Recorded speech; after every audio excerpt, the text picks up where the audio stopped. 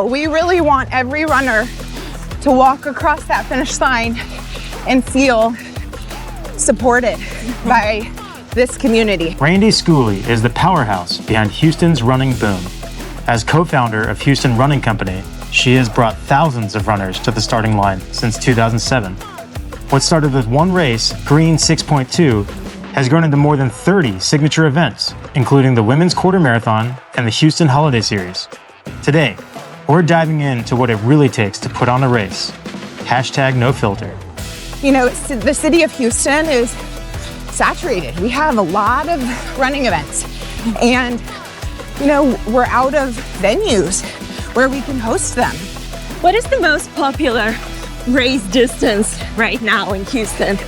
So I think right now, the 5K. My team is always at the finish line giving hugs and helping runners keep moving, and it's just so important, not only for them, but for us.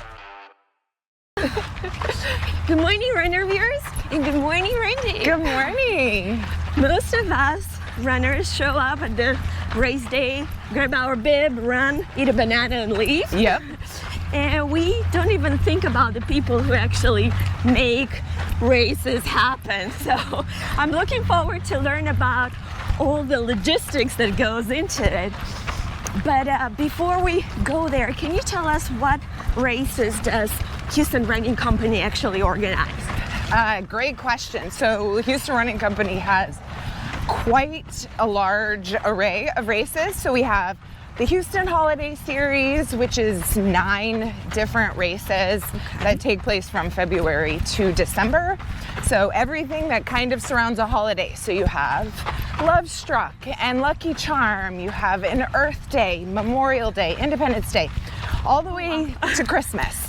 And then we have a Summer Dash series, so we keep our runners running during the summer, June, July, and August, with Lemonade Dash, Popsicle Dash, and Watermelon Dash. Wow.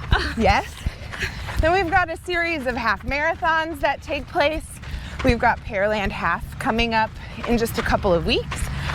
We've got Sugarland Half, Space City Half, Texas City Half. So we've got quite a lot to keep you moving. That's true. What would you say are the most popular races that you host? So I definitely think that one of our most popular is our original Green 6.2. Takes place in City Center in April.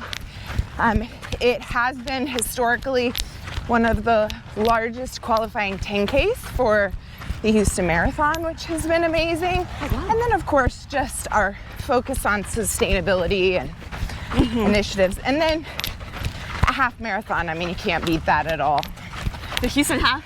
The Houston Half, that's a good one. We are so happy to be partnered with the Houston Half. We've been doing that for several years, and it is quite a big feat.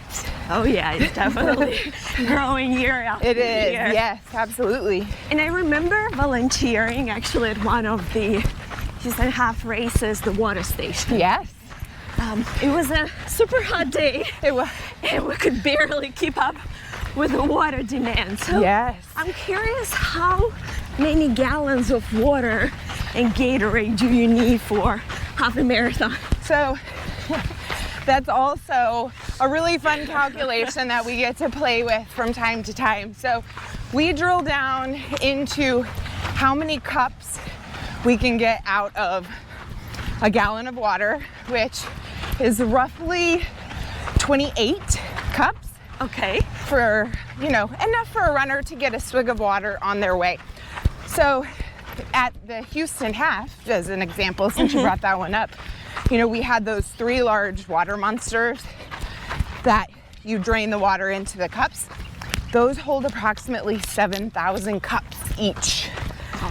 And we have to refill them even during the race. So our cup count and water count is always something that's constantly being negotiated. Temperature plays into it, whether it's hot, whether it's cold. Do we need ice? Do we not? So it's a lot. So you would have to, you kind of have a baseline, and then depending on the time of the year, we do. you have to adjust. We do. To be safe, we do our calculations with the assumption that everyone is going to take a cup of water. Knowing that some won't, some will take more than one, some will want to refill their own bottles. So it's constantly, a moving target, if you will. Yeah, for sure.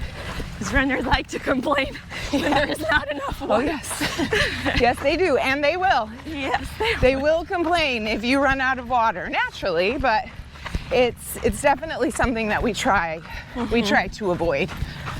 Okay, how about volunteers? I know. How many volunteers would you typically need for half a marathon just to have a successful and smooth event? Yeah, so I think for a half marathon, all of our events are very heavily focused on the need for volunteers. They wouldn't happen without them. And, typically for a half marathon that's somewhere around 2,000 runners, you need close to 150 volunteers to help the race day be successful, between what you need on course and also what you need in just the pre and post race area. So it definitely takes a lot. And for every 250 that you recruit, only 200 are going to show up. Oh, really? Yeah. Oh, wow. Yeah, the attrition is very high with volunteers. So, obviously, we really encourage our volunteers and incentivize them to come out and support, because we need them. And their presence is heavily missed when they don't come. So, For sure. Okay, shifting to one of the pre-race stressors, which is not the start line, but the restroom line. oh yes. So I think we all know what happened in Chicago Marathon last year when they didn't have enough restrooms. Yep. So how do you calculate how many restrooms do you need for an event? So restrooms are obviously another touchy subject and tricky subject, especially when it comes to runners. And we've all stood in those lines. I stood in a line in Berlin for over an hour before the start of the race. Gosh. So I think there's a couple of things that factor in. The distance of the race, what the restroom needs are going to be for the runners leading up to it. Is it a short 5K, 10K? Is it a half marathon, a marathon, longer? The general rule of thumb for restrooms is one restroom per 100 guests. Okay. We actually scale that and drill down even closer. So for a 5K, 10K, we typically do 1 per 70. Okay. And then for a half marathon, it's usually 1 per 55. Just because the amount of time leading up to it, people are in there a little bit longer. They have greater needs when they get done. So as far as positioning those restrooms, do we want to focus on more restrooms prior to the start line? Yeah, so absolutely the need is greater prior to the start. I think that, the location, we try to position them when we're setting them up as a race director. We're trying to figure out, okay, where is the greatest need going to be? Obviously, you need them near the start line, but then you also have a need for them near your post race or capturing runners as they're coming from their car and all that stuff. Take me back to 2007 when Houston Running Company actually started. What was the original idea, and then how did it evolve? So over time? the original idea was actually not to create a production company, but to create a registration platform that would kind of encompass all the technology that you would need as a runner. So a location that would keep your times in place for all the events that you ran, a comprehensive registration platform, which obviously the evolution of registration platforms is always changing. And so our team quickly learned that that was not a space that we felt equipped to be in, but we learned that where our passion lied was creating a race day experience that was memorable.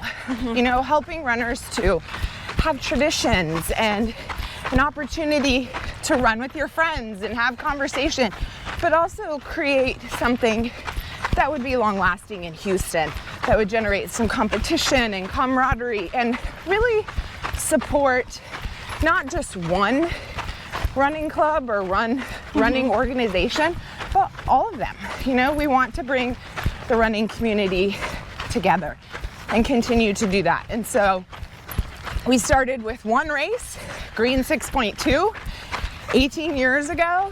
And now in the Houston market, we have 26 events that we own and operate, plus a myriad of contract races and partners throughout the community. So the Houston Striders, we've got Life Gift Organ Donation, Smile and Ryland Foundation. So we have so many amazing partners that we're able to work with and really just expand throughout the community. For sure, and you definitely expanded. Yes. And I know running is super popular now, so it seems like it's easier on one hand. How was it back then? I mean, to organize an event, was it really a demand for that? So I think the demand existed, but it definitely wasn't the same. I mean, the evolution of production has grown so much. You know, I love to kind of look back and be like, oh, do you remember when we did it this way versus this way? And I think a lot of that comes from just growth, right? Growth within the industry, but also professional growth. I mean, our company has grown from a staffing standpoint, equipment. We have a huge warehouse that not only serves all of our events, but provides equipment to a lot of other local races. And so it definitely, you know, has grown. Yeah. So this Green 6.2, what was the original idea behind it? So Green 6.2 came out of a partnership with Ruggles Green Restaurant when they opened in City Center, and they wanted to create an event that was earth friendly and that would, you know, kind of showcase their grand opening. And even though Ruggles Green has come and gone, Green 6.2 has stayed, and it's been in the same place all 18 years, which is really amazing, especially with the growth that you see in Houston. For sure. And I know it's attracting more and more people. It is. Yes, it is. It's a lot of fun. We love that event. So you started with 6.2. Yep. And then only after was 5 or 7 years you started. Yeah, absolutely. It was quite some time. I mean, it was 6 or 7 years. We added, you know, kind of like balance out the year. We added a December event called the 12K of Christmas, Houston's 12K. And we partnered with Yes Prep Academy, and we built this really amazing holiday tradition for families. So now as 12K happens, you get, you know, on the first day of Christmas, you get this, and second day of Christmas, you get that. And so it has just kind of grown. It's fun to play with the themes and the ideas.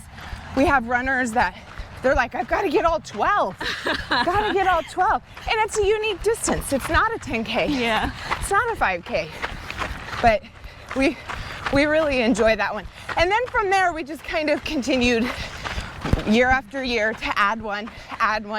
Our most recent addition was El Cinco Cinco. So it's our Cinco de Mayo, 5K, 10K out of Carbach. And that event just blew up. And it was such a demand and such a need. We actually had one of our regular runners kept telling me, she's like, Randi, you've got to add Cinco de Mayo. Like, you have all the holidays. You got to add Cinco de Mayo. And so, thank you, Nancy. We did, and it has just taken off. So we love to see the camaraderie and everyone that comes out and participates in all of the holidays.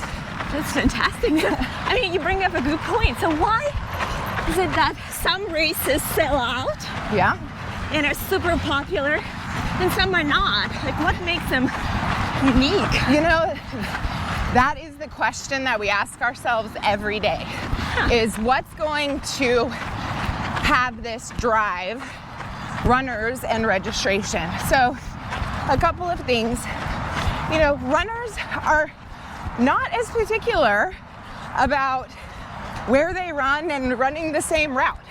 That doesn't seem to be as big of a concern as you would have thought. Originally, we were like, we've got to pick somewhere different for every single event. And that's not really the case. I think what drives registration and drives runners to events is the overall experience. What swag are they getting? What does their shirt and medal look like?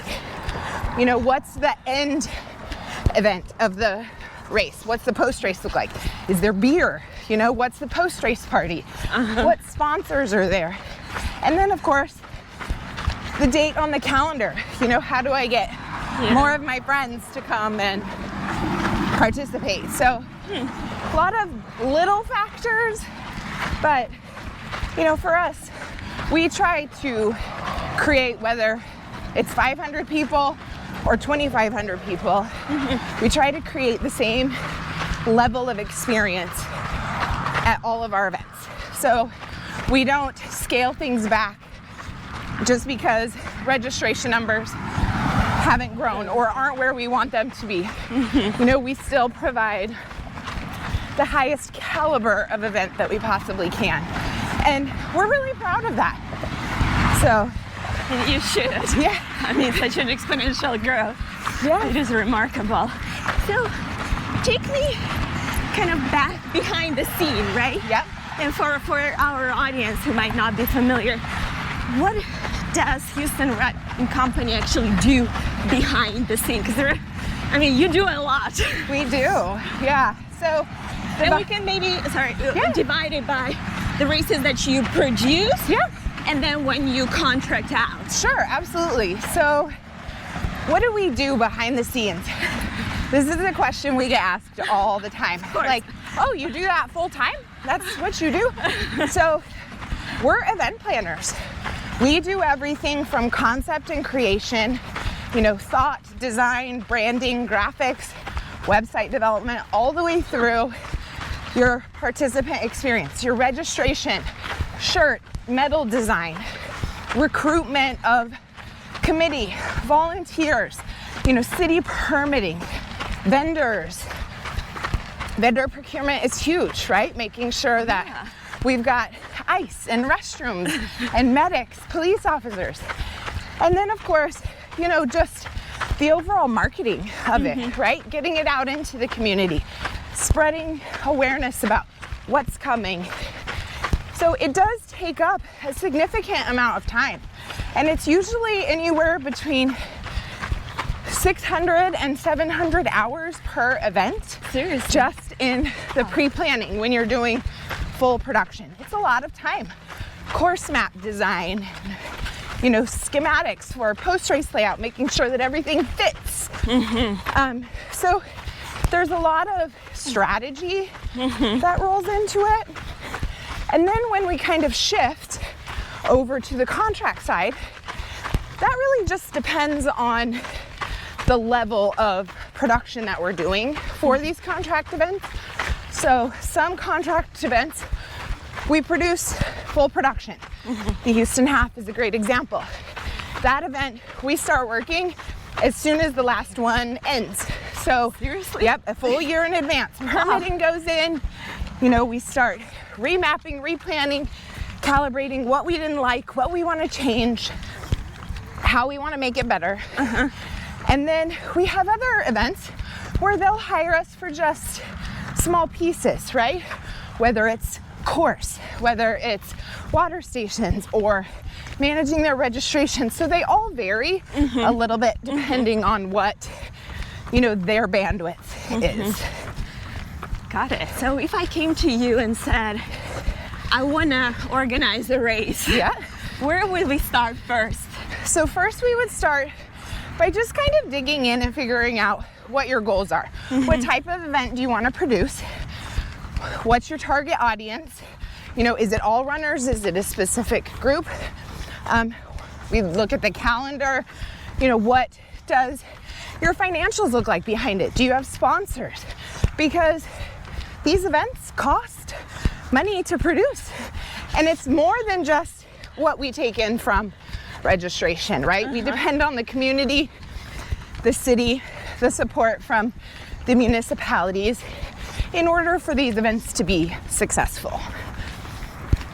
So then from there, we would explore how much involvement you want us to be in or how little. And then we'd initiate a contract, and then the fun stuff starts happening. How far in advance do we have to start to make sure it's successful? So we can execute an event in under 6 months, but our preference would be to have 9 months at a minimum, 9 months to a year. So we've gotten in the habit, just because it makes it a little easier to keep the momentum going, of just turning them around. So as soon as the event closes, we flip it for the next year and start working on it. And it may be a little lighter in the beginning, but at least the excitement and the momentum is there, and we can continue to build upon it. Now, how many events do you have simultaneously going or working on? So again, that depends really on the time of the year, but in most calendar months, we have a minimum of 4 and have had upwards of 18. So it depends on, it depends on where we are. Obviously, you know, this spring, I feel like we kind of ramp up and ramp in, and then our fall is naturally the busiest. So start from September through the end of the year, it's pretty much nonstop. Yeah. All the holidays. Yeah. We need to burn all the food that all we the eat. weekends. Yeah. All the weekends, all the holidays, all the activities. Everyone's training really heavily for upcoming marathons and half marathons. So, you know, it is really interesting to see how the calendar lays out across, you know, across Houston and even other cities. When do you take time off?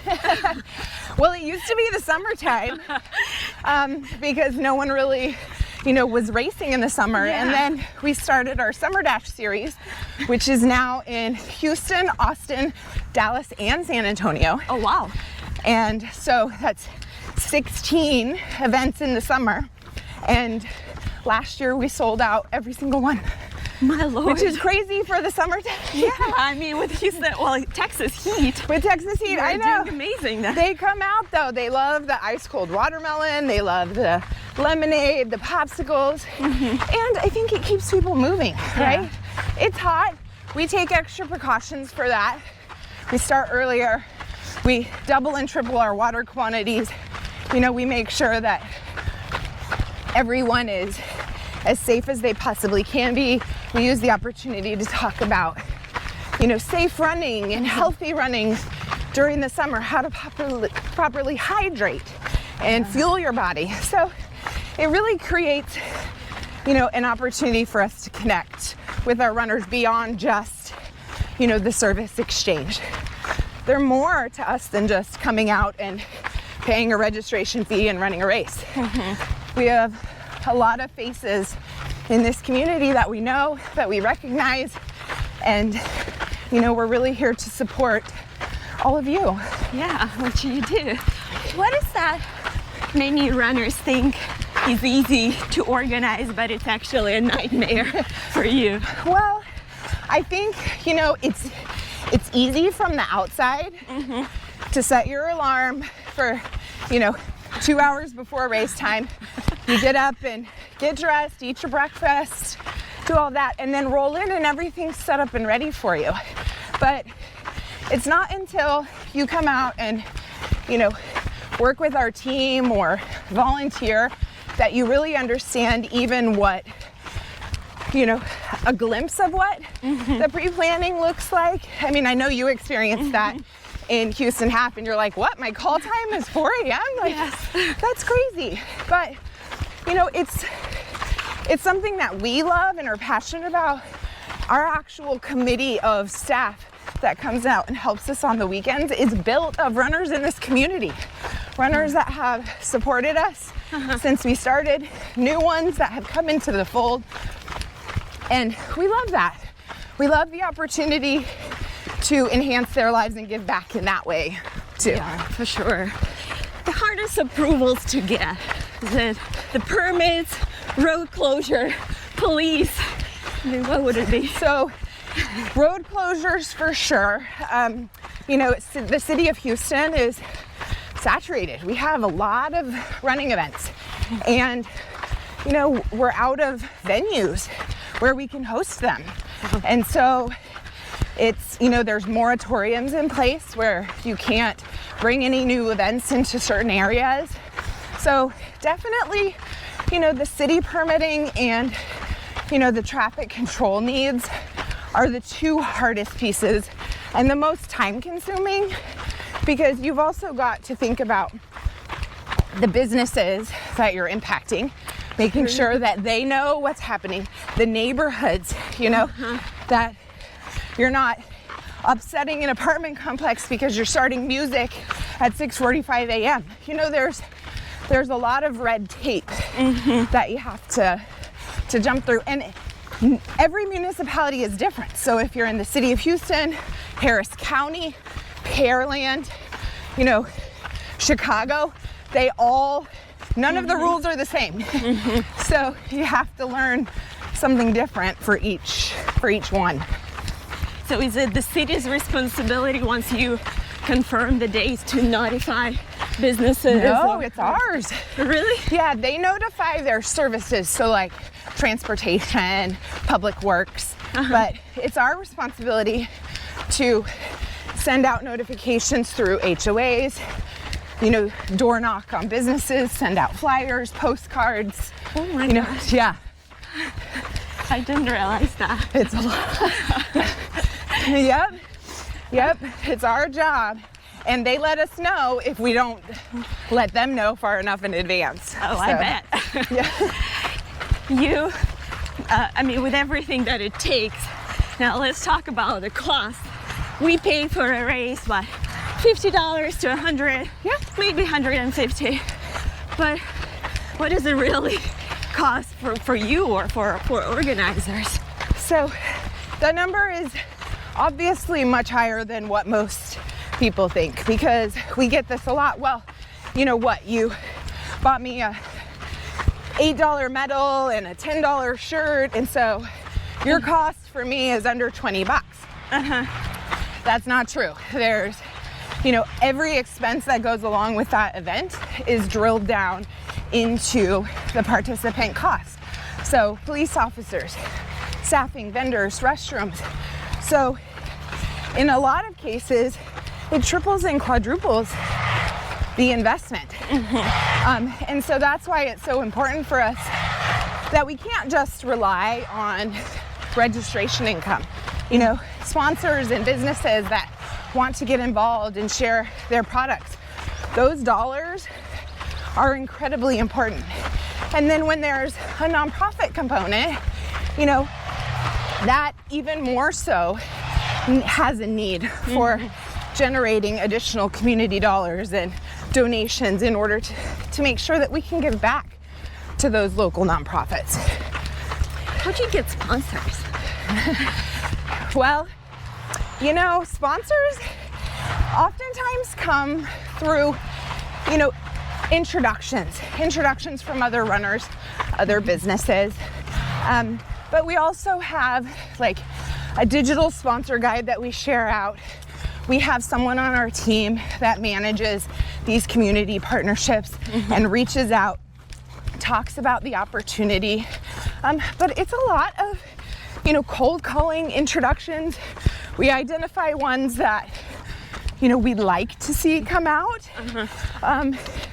And then we start to build relationships that way, you know? Yeah. How can we help them promote their services, and how does it benefit our runners?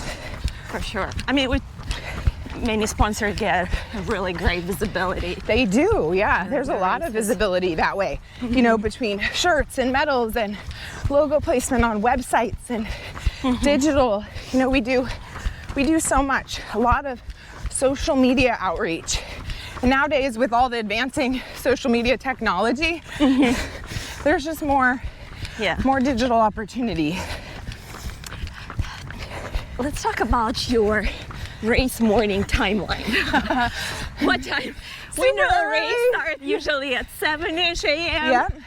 But what time does it start for you? So if you're looking at a 5K, 10K, we have our processes pretty streamlined to where if we've got a 7 a.m. start, our team is on site at 4:30, which means our alarm's going off at 3.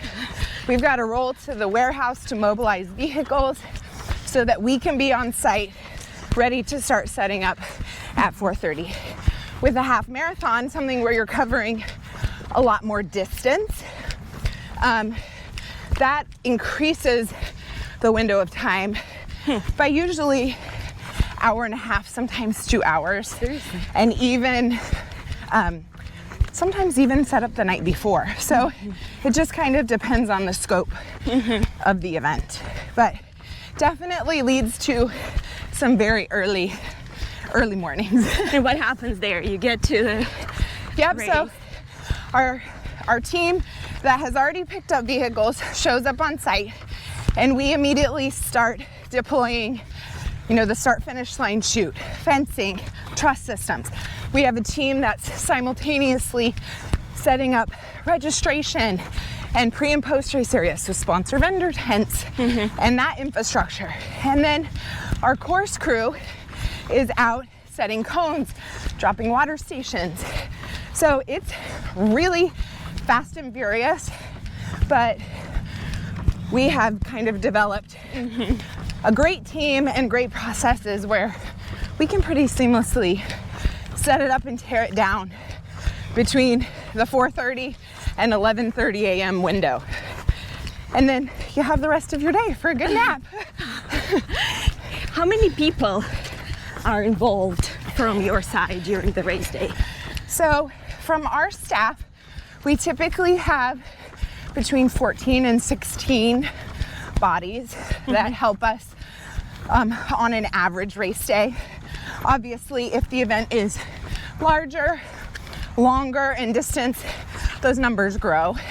And then we depend on our volunteers to help supplement that. You know, managing the water stations, managing the food, supporting registration, handing out medals and finish line water, and being, you know, a great support to cheer everyone on. Do you have a we saved this race at the last moment kind of story? You know, we try to never get into that situation as much as we possibly can, right? And we talk about it a lot, that it's one thing for our team to feel the pain points of an event, but we never want our participants or our clients to feel that. For sure. I will say one event that's really special to us that I'm not going to say we saved, but we had an amazing opportunity to, you know, take them from a really troubled position. They came to us 2 months before their event. The previous event coordinator that they had hired disappeared with their deposits and their venue. No way. And it was their very first event. It was very personal. Their mission was very, very personal. And they didn't know what to do. And so we came in and, you know, pro bono just helped them make sure that their first year got off the ground and that it was a success. And it was. There was a lot of hoop jumping and calling in favors, you know, in the community to try to make sure that we could find them a home that would work and be long-standing. But that relationship is so very special to us now. We're producing their 9th event. Wow. And it's just continued to grow, and they've continued to give back to a lot of really amazing organizations in Houston. And for us, that's what it's about. You know, it's about those relationships and how we can make an impact, big or small. Yeah, that's powerful. So if you were to organize a race right now, we bring you a race, what would you make sure that it has? So I think for me, making sure that there's a good balance of expectation across the board, right? I think creating an amazing experience, an amazing participant experience, but also not having it be so overly complicated that it takes away from why we all do what we do, and it's our love of running, right? It's out here, it's putting in the miles, it's, you know, celebrating our friends as they cross the finish line. And oftentimes that can be overshadowed by all the bells and the whistles and the frills. And when it comes down to it, we just want relationships. We want to be able to conversate and support our community. Some of my greatest friends have been made through running miles together, the training, and then lifting them up on race day. Yeah, I mean, that's the time we spend hours running, moving, and the actual event is so small when it comes to everything that goes into it, and it's really very similar to what we do, right? We put in so much pre-planning and so much training ahead of these events that 6-hour window on race day is so fast. And so it's just such a small window of time to really execute and make sure that as many people can walk away with a positive experience, the better. What is the most popular race distance right now in Houston? So I think right now the 5K is what typically draws the most attention, but we're seeing a swing in our running demographics. We have a lot of brand new runners coming into the fold, which is amazing. You know, obviously the 10K, the half marathon is something that I think is always kind of a mainstay, but 5K is popular right now. How about Houston? What would you say is the most, or the race that stands out in Houston? Well, maybe sells out obviously the Chevron Houston Marathon, right, is one of the biggest in this market. Houston Half is right there next to it. They're continuing to grow, continuing to evolve. And then, you know, you have so many other really amazing races that I'm not sure that there's one that really stands out. No. No. There's so much opportunity. And everyone's so creative. You know, there's so many different themes that you can come up with. So it's always fun to see what's next. Post-race party. Yeah. What would you say is the most popular food? Beer. No way. Yes. Always beer. It's amazing. We need it's all the beer sponsors. It's like the first thing that they ask for when they cross the finish line is, where's the beer tent? Obviously, you know, you have your staple foods, but tacos are great. IHOP has been an amazing partner, and we've had pancakes. I really love when the food trucks come out, and it gives people more of a variety. Plus our staff likes it. Likes to have a little bit of a breakfast in the morning. We all do. Yeah. What usually gets ignored at the post-race party, if any? So I think that one of the things that always gets ignored, and this is a huge pain point, is leaving things better than we found it. We spend so much time picking up trash and recycling, and I think that that's one thing that if I could ask runners, and we talk about it, but just be mindful. If you're sitting there socializing and you get up to leave, pick up after yourself, because those little things where if you have 100 people who don't, it impacts our ability to host future events if we don't go back through and make sure that everything is cleaned up. And we want to continue to run on this beautiful planet, and we've got to do our duty too. So I think that's probably the most, number one most ignored tidbit. You're absolutely right.